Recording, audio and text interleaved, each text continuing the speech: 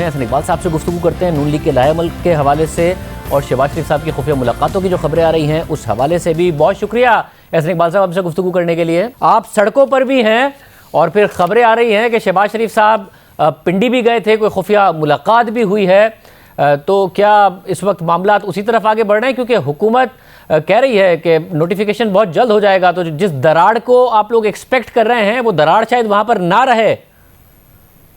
हमारा किसी दरार से ताल्लुक नहीं है, हमारा उस दरार से ताल्लुक है जो इस हुकूमत और अवाम के दरमियान पड़ चुकी है। जो महंगाई का एटम बम हुकूमत ने अवाम पर फेंका है, इस वक्त एक गरीब आदमी, एक आम कॉमन मैन या मिडिल क्लास की भी चीखें निकल चुकी हैं।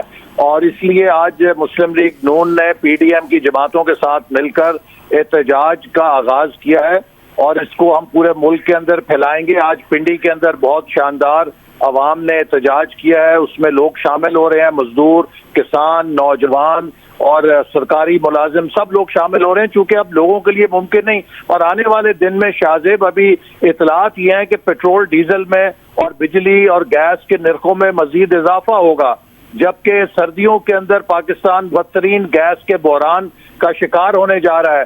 तो ये जो दरार दिन ब दिन अवाम की और हुकूमत की खलीज बढ़ती जा रही है, अगर हमने इसको पुर ना किया इस हुकूमत को निकाल कर, तो ये रियासत के अंदर जो इंतशार पैदा होगा उसका हम अंदाजा नहीं कर सकते। इसलिए हम किसी की तरफ नहीं देख रहे। अगर शहबाज शरीफ साहब मिले नहीं किसी से पिंडी में, और अगर वो खुफिया मुलाकात हुई है तो वो खुफिया मुलाकात अपनी जमात के लोगों के साथ ही हुई होगी जिन्होंने आज बहुत शानदार मुजाहरा किया है। तो आप लोगों ने माजी में कहा था ना कि मियां नवाज शरीफ का ये अहकामात है कि जो भी मुलाकात होगी वो पार्टी की क़यादत से मंजूरी के बाद होगी और आवाम के सामने रखकर होगी, तो ऐसी कोई खुफिया मुलाकात तो नहीं हो गई है जो उन अहकामात के बरक्स है?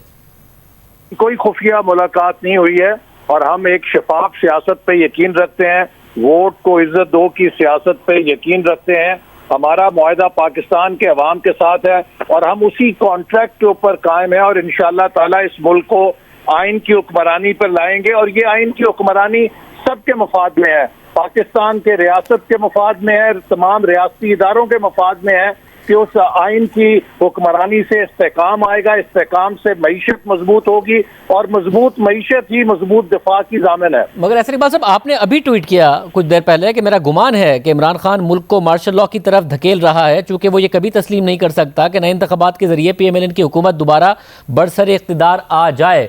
मार्शल लॉ कैसे आएगा? इसलिए कि हुकूमत कह रही जो मिसअंडरस्टैंडिंग थी, जिसका तासुर था, वो भी खत्म हो गया, नोटिफिकेशन भी हो जाएगा और जाहिर है फिर मामला एज इट इज ठीक हो जाएंगे। आपको क्यों, कहां से और क्यों मार्शल लॉ का खतरा नजर आ रहा है? देखिए, मैं ये बात पहले भी कह चुका हूं कि इमरान खान, जिनको मैं जितना समझ सका हूं, वो अपने लिए सियासी मौत समझते हैं कि उनका जो 22-25 साल की जद्दोजहद थी, जो उन्होंने मुस्लिम लीग नून के खिलाफ की, अगर उनके बाद इंतखाबात के जरिए हम दोबारा बरसर इक़्तिदार आ जाएं तो वो उसको अपने लिए और अपने बयानिए के लिए सियासी मौत समझते हैं। इसलिए जितनी देर वो तूल दे सकेंगे देंगे, लेकिन वो कोई ऐसा घमसान डालेंगे, ऐसा इंतशार डालने की कोशिश करेंगे जिससे उनके बाद उनके मुखालफिन या ओपोनेंट्स को हुकूमत मिलने की बजाय भले पाकिस्तान में मार्शल लॉ लग जाए, लेकिन वो ये चीज गवारा नहीं कर सकते कि मुस्लिम लीग नून आए। ये मुल्क के लिए और इस रियासत के लिए एक बहुत बड़ा खतरा है। इमरान खान एक लूज इनिंग खेल रहे हैं, इस वक्त वो मायूस हो चुके हैं और जब एक खिलाड़ी मायूस हो जाता है और वो गैर जिम्मेदाराना शॉट्स खेलता है तो उसका फिर अंजाम बहुत खतरनाक भी हो सकता है। मगर हसन इकबाल साहब, ये क्योंकि मामला आर्जी भी तो हो सकता है, ये मामला अगर अभी सेटल हो जाता है, अगले साल वजीर आजम को खुद मजीद तैनातियों का मौका मिलेगा। अगर वो तैनातियां हो जाती हैं और उसके बाद जैसा कि खुद वफाकी वुज़रा कह चुके कि उन्हें इलेक्शन से पहले बहुत सारे आपके रहनुमा, अपोजिशन के रहनुमा जेल जाते नजर आते हैं, वो भी हो जाता है, तो ये जो आप सोच रहे हैं मार्शल लॉ का, वजीर आजम के प्लान के मुताबिक चीज़ें वापस भी तो हो सकती हैं। देखिए, वजीर आजम के प्लान के मुताबिक चीजें तो इंतशार की तरफ वापस हो सकती हैं। आप देखिए, शाहजेब एक पैटर्न है, इन्होंने पार्लियामेंट को बेवकूफ किया और वहां पर हर किस्म की कानून साजी के दरवाजे बंद करके उसे बिल्कुल ही नाकारा कर दिया है। सुप्रीम कोर्ट का ये हाल कर दिया है कि 6 महीने हो गए हैं, पंजाब के बल्दियाती इदारे बहाल किए सुप्रीम कोर्ट ने। यकीन कीजिए कि जिंदगी में मैंने कभी सिविल जज के फैसलों की इतनी बेतौकीरी नहीं देखी थी जितनी इन्होंने सुप्रीम कोर्ट की कर दी है, और आराम से अपने अपनी कुर्सियों पर बैठे हुए हैं। इसी तरह आप इंतजामिया को देखिए, इंतजामिया के अंदर हर रोज आईजी तब्दील, चीफ सेक्रेटरी तब्दील, सेक्रेटरी तब्दील, 12-12, 13-13 सेक्रेटरी तब्दील हो चुके हैं। हमारी ब्यूरोक्रेसी को तबाह कर दिया है। इसके बाद इलेक्शन कमीशन को आग लगाने की धमकियां मिल रही हैं। मगर एसर इकबाल साहब, इन तमाम सर्कमस्टांसेस में, क्योंकि जाहिर है आपका पॉलिटिकल नैरेटिव पिछले साल भी था, ये इस वक्त जो एक सूरत हाल नजर आती है कि जैसे एक अदम इस्तेहकाम की सूरत हाल है जिससे अपोजिशन फायदा उठा सकती है, ये आर्जी नहीं है। आर्जी तौर पर आपको लग रहा है कि इस वक्त अपोजिशन इस हुकूमत को गिरा सकती है, जिसकी वजह से अब आप लॉन्ग मार्च तक की बात कर रहे हैं, मगर ये सूरत हाल क्या आर्जी नहीं है? इलेक्शन अपने टाइम पर ही होने हैं, हुकूमत का एतमाद दुरुस्त है कि वो 2023 में होने हैं। देखिए, मैं नहीं समझता कि ये मामला आर्जी है, क्योंकि जैसे मैंने आपको कहा कि ये एक हुकूमत का तर्ज हुक्मरानी है, एक उनका रुझान है। ये एक एक करके तमाम इदारों को तमाशा और गैर मौसर, गैर फाल करते जा रहे हैं, और इनकी कोशिश ये है, देखिए मीडिया के साथ क्या किया है कि इनकी इजारादारी कायम हो रियासत के ऊपर। आज पाकिस्तान का दिफाई इदारे का जो तमाशा बना हुआ है कि हमारी कलीदी जो तकर्रियां हैं, कोई कमेंटेटर कह रहा है कि फुल मून के ऊपर उनका नोटिफिकेशन होगा, कोई कहेगा जायचे की तारीखें निकाली जा रही हैं। इस तरह एक एटमी ताकत नहीं चल सकती। और हम जो एहतजाज कर रहे हैं, हम इस चीज के ऊपर नहीं कर रहे कि ये जो बहरान पैदा हुआ है, हमारा जो अवाम के साथ ताल्लुक है, अवाम की जो मुआशी मुश्किलात हैं, जो महंगाई का सैलाब इस वक्त अवाम के ऊपर है, हमारा फर्ज है कि हम उनकी आवाज बने। और हम समझते हैं कि ये हुकूमत मुआशी तौर पे पाकिस्तान को मजीद बर्बाद या तबाह कर सकती है। इसके पास सलाहियत नहीं है, टीम नहीं है, कोई एजेंडा नहीं है कि जिससे ये रिकवरी कर सके, इकोनॉमिक रिकवरी। लिहाजा ये मुआशी जो हालात हैं और अबतरी है, इसके नतीजे में कोई और ऑप्शन नहीं है कि हुकूमत को चलता किया जाए। मगर एहसन इकबाल साहब, मसला ये है कि हुकूमत हटाने के लिए प्लान क्या है आपके पास? इस्तीफे दें, नो कॉन्फिडेंस लेके आए, पंजाब में करें, सेनेट में कुछ करें, कोई ऐसा प्लान नजर आता नहीं है। अब तो पीपल्स पार्टी भी कह रही है भाई जिस बुनियाद पर हमें निकाला था,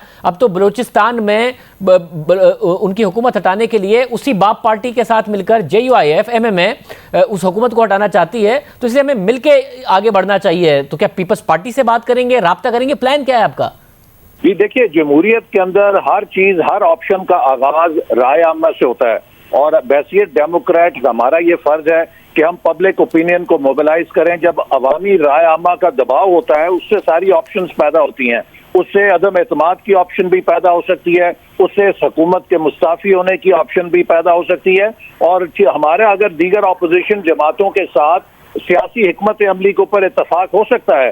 लेकिन इस वक्त मेरा ख्याल है कि पाकिस्तान की तमाम अपोजिशन जमातें एक पॉइंट पे मुत्तफिक हैं कि इस हुकूमत को घर जाना चाहिए, क्योंकि ये अवाम के लिए नाकाबिले बर्दाश्त हो चुकी है। और मैं समझता हूँ कि बहुत जल्द हुकूमत की जो अपनी हलीफ जमातें हैं, वो भी इस अवामी दबाव को महसूस करेंगी कि क्या उन्होंने इस डूबती हुई कश्ती के साथ डूबना है या उन्होंने अपना वजन पाकिस्तान के अवाम के पलड़े में डालना है। ऐसे बात साहब, आप पिछले साल भी मुत्तफिक थे ना, नहीं हो सका, तो इस साल भी आप मुत्तफिक हैं, मगर एक प्लान चाहिए। पहले भी आप लोगों का इख्तलाफात हो गए कि जी इस्तीफा देना है, नहीं देना, फिर लॉन्ग मार्च भी आप नहीं कर सके। तो क्या पीपल्स पार्टी के साथ बात हो सकती है, PDM में वो वापस आ सकते हैं, या उनके लिए दरवाजे बंद हैं, आप लोग आगे बढ़ेंगे और फिर अपना प्लान बनाएंगे आगे बढ़ते बढ़ते? तो आगे बढ़ रहे हैं, और PDM ने फैसला किया है कि हम भरपूर एहतजाज करेंगे और एहतजाजी तहरीक के साथ इस हुकूमत को निकालेंगे। अगर पीपल्स पार्टी समझती है कि वो जो कि हमसे जुदा हुई थी, अगर वो भी इसमें शामिल होना चाहे, और अगर उनकी तरफ से ऐसी आमादगी का इजहार हुआ, तो यकीनन PDM की क़यादत उस पर गौर करेगी और उसका जायजा लेगी। लेकिन इस वक्त बहरहाल हम जहां पर भी हैं, हम सब इस हुकूमत के लिए मुत्तफिक हैं कि इस हुकूमत को घर जाना चाहिए, क्योंकि दिन ब दिन पाकिस्तान मुआशी तौर पे, इक़्तिसादी तौर पे, सफारती तौर पे कमजोर से कमजोर तर हो रहा है, और दाखिली तौर पे जो हमारा इदारती इंतशार है, जो इंस्टीट्यूशनल क्राइसिस है, वो बहुत गहरा हो रहा है, जिससे इस मुल्क में आइन की हुक्मरानी खतरे में पड़ चुकी है। मगर एसर इकबाल साहब, उसका पैमाना क्या है? या तो आप लोग एक पोस्चर दे रहे हैं, अगले इलेक्शन की तैयारी कर रहे हैं, आवाम को एक्टिव नजर आ रहे हैं, या जेन्युइनली हुकूमत के खिलाफ है कि वो गिरे? क्योंकि सबसे आसान हल तो है कि आप सेनेट में पहले, क्योंकि 2 दफा आप लोगों को नाकामी हो चुकी है, पहले चेयरमैन सेनेट को हटाने में, फिर अपना नया चेयरमैन सेनेट लाने में, हालांकि अक्सरियत मौजूद थी, तो आप अपोजिशन पहले दिखाए। और अगर आप ये देखना चाहते हैं कि इदारे न्यूट्रल हैं या नहीं है, जो आपकी पहले डिमांड थी, तो पहले चेयरमैन सेनेट से आप क्यों नहीं इब्तिदा करेंगे? हुकूमत के खिलाफ ही क्यों सड़कों पर आ जाएंगे? ये क्या सिर्फ तासुर देने के लिए नहीं है कि आप सड़कों पर हैं और एक्टिव हैं? देखिए शाहजेब, इस वक्त अवामी रद्द अमल या अवामी जज्बा ये है कि हम जहां जाते हैं हुकूमत के खिलाफ इस कदर शदीद लोगों के जज्बात हैं कि वो हमसे ये तकाजा कर रहे हैं कि आप लोग बाहर क्यों नहीं निकल रहे, इस हुकूमत को घर क्यों नहीं भेज रहे। हम फाका कशी के ऊपर आ गए हैं और इस वक्त जो पीडीएम, मुस्लिम लीग नून अपना फर्ज अदा कर रही है, ये पाकिस्तान के अवाम की नुमाइंदगी कर रही है। लोग हमारे गिरबान पकड़ रहे हैं कि आप क्यों सुस्ती दिखा रहे हैं या आप क्यों मजीद तेज नहीं हो रहे, इस हुकूमत से निजात दिलाएं, हम जिंदा रहना चाहते हैं। जिंदा रहने का हक इसने छीन लिया लोगों से। गरीब आदमी आज अपने बच्चों को रोटी नहीं खिला सकता। जो शख्स 700 रुपए मजदूरी करता है मजदूर, वो शाम को आके परेशान होता है कि मैं बिजली का बिल उतारूं, बच्चों के लिए आटा लेकर आऊं या उनके लिए दूध लेकर आऊं या उनकी फीस कैसे अदा करूं। आप अगर नीचे आए, आवाम से किसी बाजार में जाके उनकी राय पूछे तो वो चाहते हैं कि इस हुकूमत को कल की बजाय आज रुखसत किया जाए और हम हैसियत ऑपोजिशन। बहुत शुक्रिया। एहसन इकबाल साहब हमारे साथ मौजूद